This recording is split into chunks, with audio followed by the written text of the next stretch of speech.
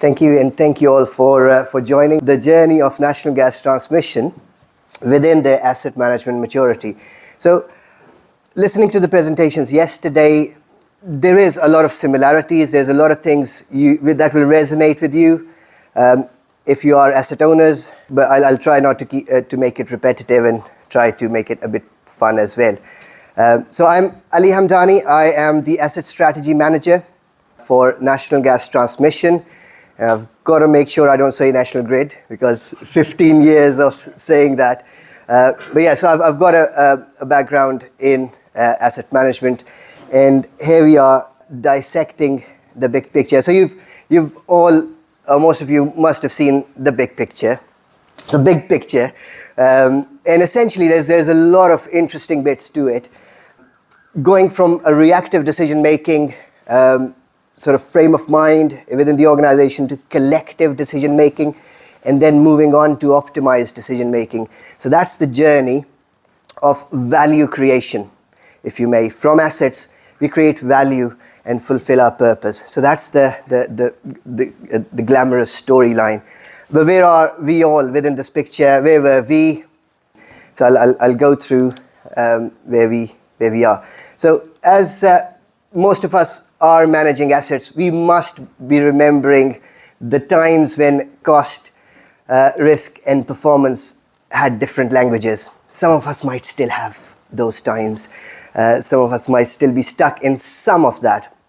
So we used to have cost teams, risk teams, performance teams, and there was an absence of a real asset management team. So that's the dark ages. That's the early stages of maturity within the organizations. So regularly in the dark ages, the asset management was under finance. What a terrible place for asset management to be in, isn't it? It's worse would be HR. Operations is an evolution. So yes, you are putting asset management into operations and sort of checking on the maintenance frequencies and all that sort of stuff. So yeah, a better place, but a more respectable place is for it to be on its own as a standalone function. So let's see if this works.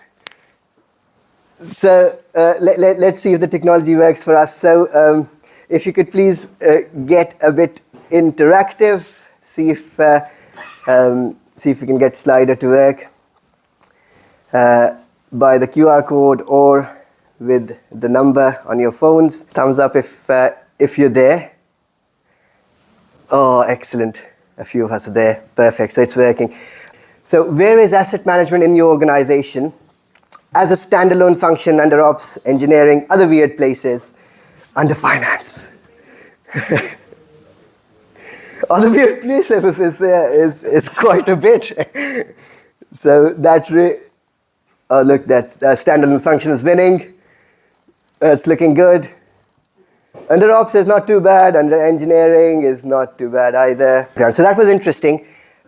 There is a lot of a standalone function as well in there. So that's a good place to be in.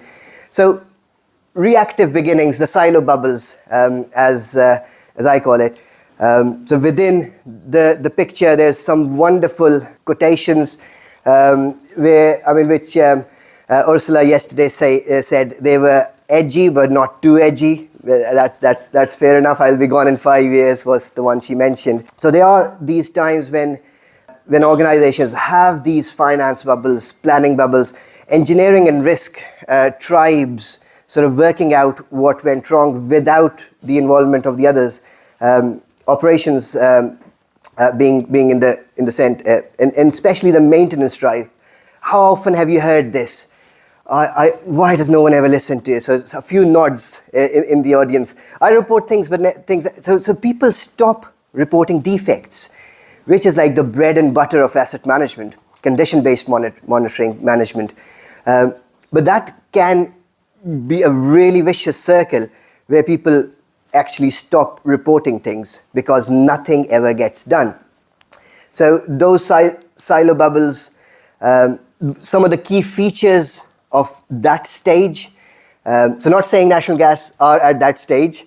That's why I said it's fiction and facts. But this is a general sort of Hope you remember this in your earlier times in the journey. So one of the key features, or like a few key features of this stage, is asset data in the core system is not optimized. But by optimized, I mean it's not there to start with. Yeah, it's incomplete if it's there. Attributes are missing, size, make, model, really important things that determine the maintenance frequencies per se, missing. And one of the other key elements is that the structure of the data is not correct, not aligned to the ISO structures, yeah? So it's all disorganized. Under electrical systems, we've got like lots of different things which are systems, components, units, sort of subcomponents all mixed together. Really hard to develop strategies from that place. The defects and failure data are not linked to risk quantification. So a really, really common initial stage. We've got lots of organizations like Copperleaf and others who are now sort of moving us towards risk quantification, risk analysis, and sort of predictive analysis. So yeah, but earlier stages, risks and deteriorations are not modeled because a lot of the fundamentals are not there, and you cannot develop strategies. And this is something that I guess lingers on to a later stage of maturity as well. A lot of maintenance scripts were built historically. They're not really built for asset management decision making.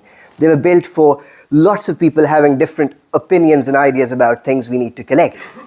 So essentially, and then add the contractors that do the third-party inspections that we have. Yeah, a lot of us bring in third parties to inspect our assets with their key competencies that we might not have. But they don't talk to our systems. They don't upload their data. I still see scanned PDF reports. Are you with me? Is it ringing a bell? So that really worsens the whole data situation. We don't capture everything that we need to capture. And that's the reactive decision making. That's a really early stage. And we must recognize and move further away from. And people in this conference especially are some of the key people within the critical mass who have come here, who recognize asset management, who say, no, there must be a better way. We're wasting a lot of money inspecting this over and over again. It's not failing. Yeah, come on, let's inspect it less frequently. Let's build a system that improves our TOTEX, our OPEX and CAPEX together. So yeah, so either this happens or other things happens, like a Larkel. Yeah, we discussed that yesterday, like a Grenfell. So things like that happen, and HSE come in, and then we realize, okay, look, this is bad. We've got to avoid jail. Or new owners come in and say, okay, come on, where's how mature are you now? Where do you want to be? And then we go into the regular ISO initial elements, really important, as we discussed early yesterday as well. Really important, but it is only the first step. It's the basics. However, the key element of this next realization is the collective decision making. It is just as simple as that. Get your engineering, operations, maintenance, finance, projects, procurement, get them to sit together, for God's sake. Yeah, get them together. Get them to make collective decisions which are good for the organization. In our case, which are good for consumers, because we get our revenue from the bills we pay as consumers as well. So yeah, so it's good for the nation. So just get people together. And what happens at this stage, and this is the stage I joined within my current role within National Gas Transmission. This is the stage where we do talk to each other. We start with a policy. Okay, look, 1 page, 2 page, but what are we about within asset management? Yeah, we want to be risk-based. Yeah, things like that. We want to be a bit more proactive. Just write these things down. And so it becomes a charter for the organization. It becomes an excuse for you to improve and go to the SLT, senior leadership team with that sort of stuff. The next step that happens is you develop your SAMP, your strategic asset management plans. And those are, and I'll explain them a little bit in further detail next slide, so I'll leave it from now. And then you actually talk about the assets. This is where you talk to operations and engineering. You actually talk about, okay, what about pipelines? What about compressors? What's wrong with the current state of affairs? So you develop those. You then set plans in place, put the desired states on a timeline, assign ownership. And then you have initiatives that you prioritize. Obviously, we'll discuss that. There's a lot that comes out of the woodwork at this stage. So you can't do it all. You've got to prioritize. And then you increase maturity, realize value. The CEO is very happy, and you make sense as a department.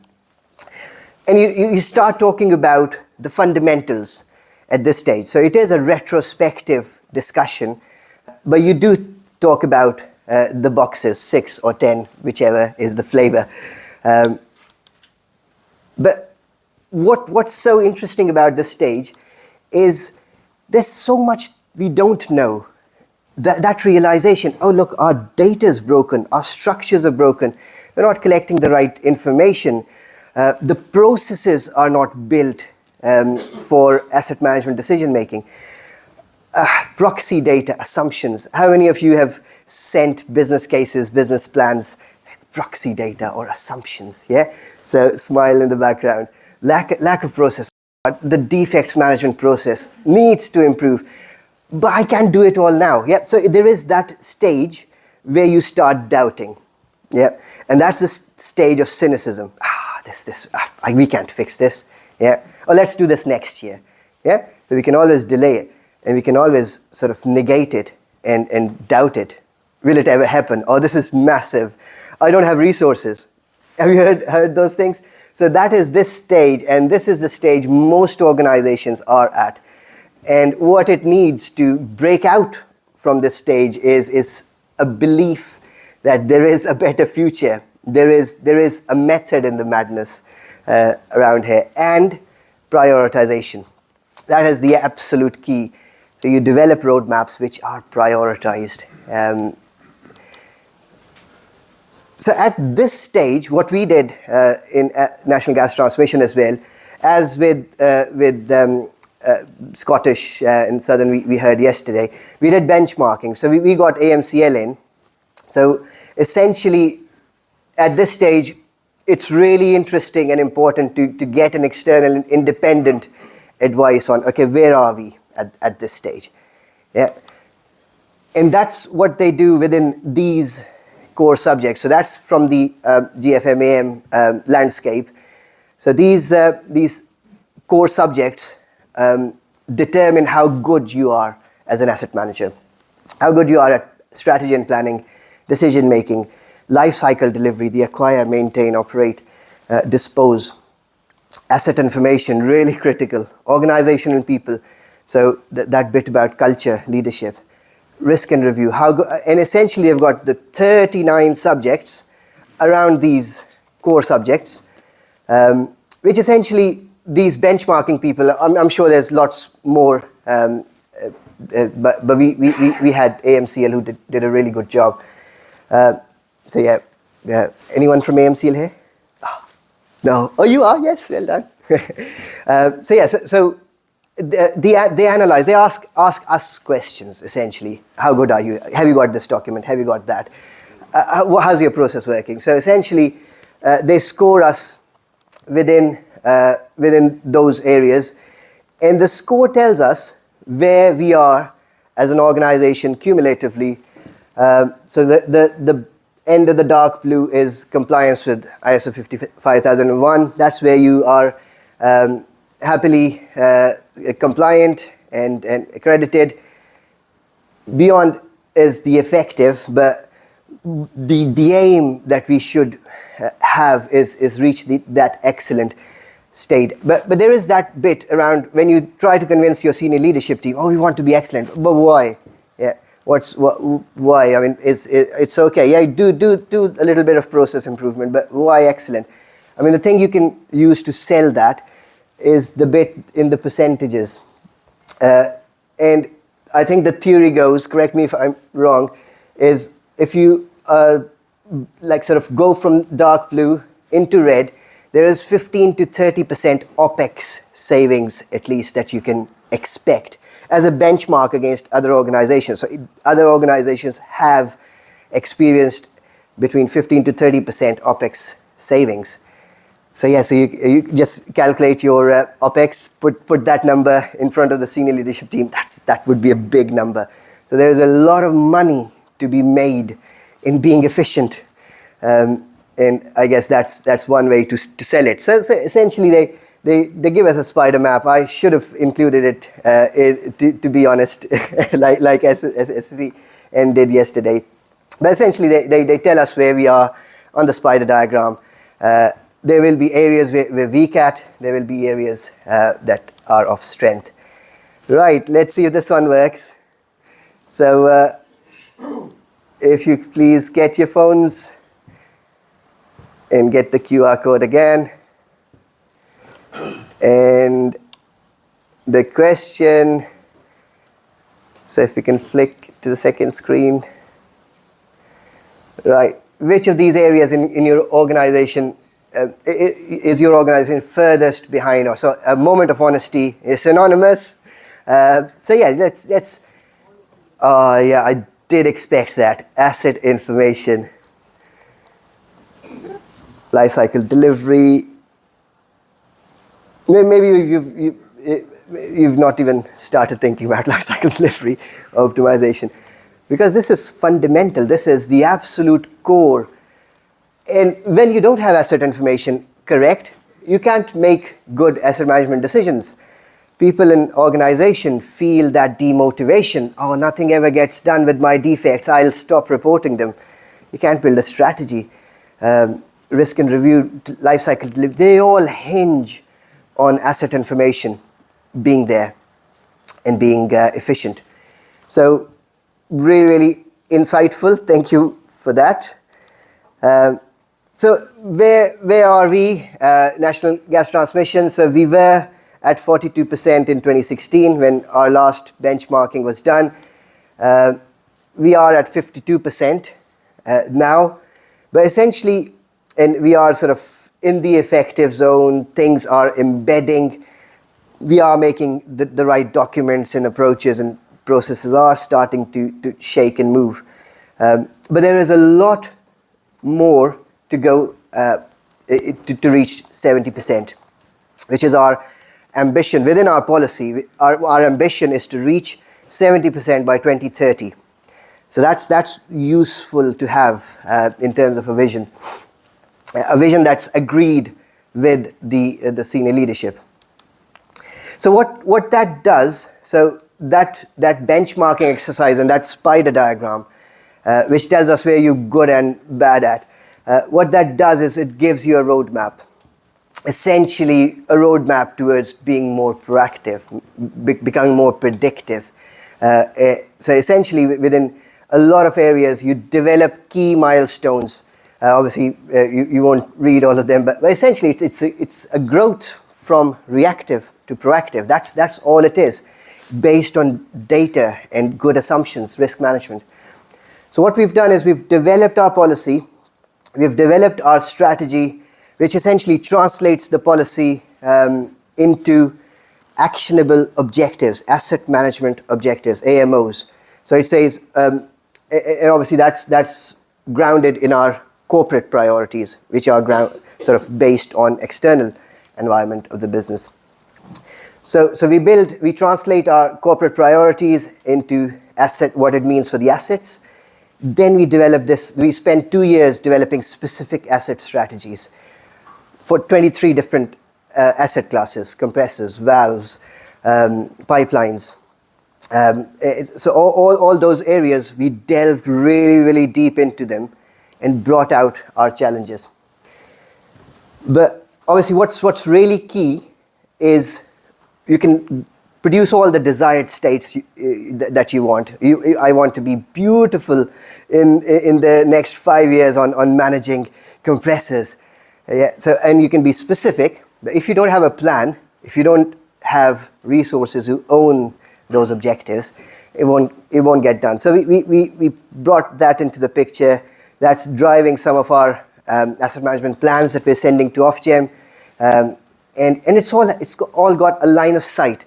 So it all fulfills a purpose. The value that's created helps us achieve our purpose, and that was the initial big picture. So the strategic asset management plan essentially boils down our corporate priorities, brings up our realities of assets, and bridges them into objectives. So it's really, really important piece of document, and that's from the IAM as well.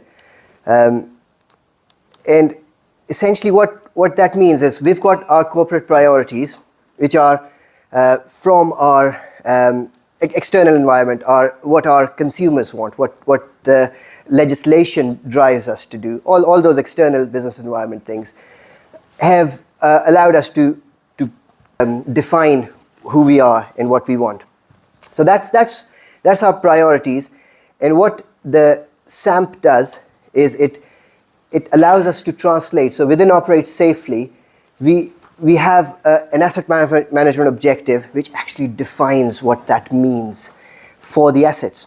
And similarly, we have other objectives that we've set ourselves with. So one of the examples of these objectives within asset management, sorry, I'm moving quickly, conscious of time. How much time I've got? Okay. So one of the examples is like, okay, we want to be a reliable network. So let's define what we mean. Let's put some KPIs on what actually would show us that we're getting towards our objectives. Yeah, interruptions, measure them, put targets, even have some strategic targets. Like by 2032, I want everything to be compliant to XYZ. So that essentially is the line of sight from priorities to policy to SAMP to asset class strategies, where you develop current and desired states for each asset management challenge, which could be in any area, and you unlock value. That's where you unlock value. You actually sort of go down to the nitty-gritty, which is aligned to your mission and vision, and then you build plans and you do stuff that makes sense, and then people will start appreciating the whole picture, and then the culture will develop.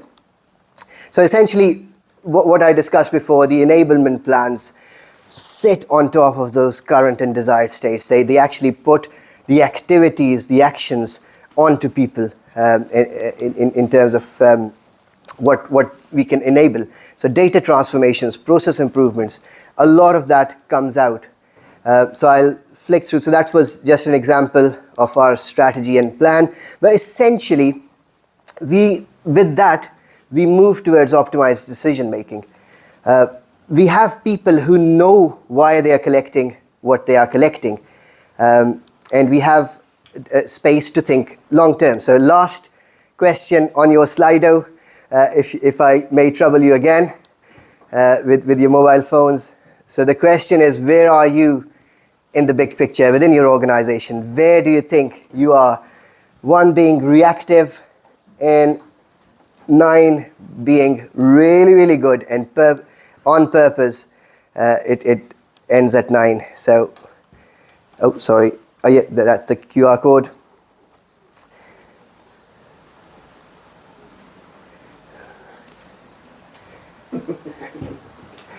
So, thank you for your honesty. So there is a lot of initial stages, but have heart, have faith, and on purpose, there is no 10. So there is always a continuous improvement loop. So I thank you for your patience. I'm out of time. Thank you very much.